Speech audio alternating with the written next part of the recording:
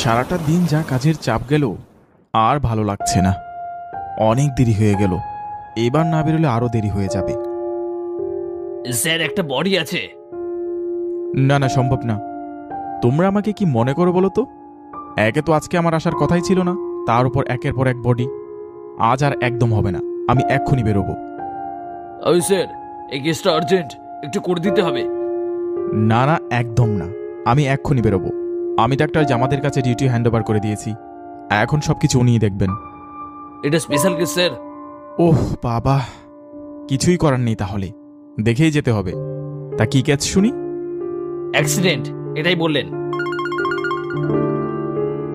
এই রে, রায়না ফোন দিচ্ছে, এবার সত্যিই রেগে যাবে। হ্যালো, আর 2 মিনিটের মধ্যেই যাচ্ছি। হ্যাঁ হ্যাঁ, আচ্ছা ঠিক আছে, আমি রিপোর্ট করে দিচ্ছি।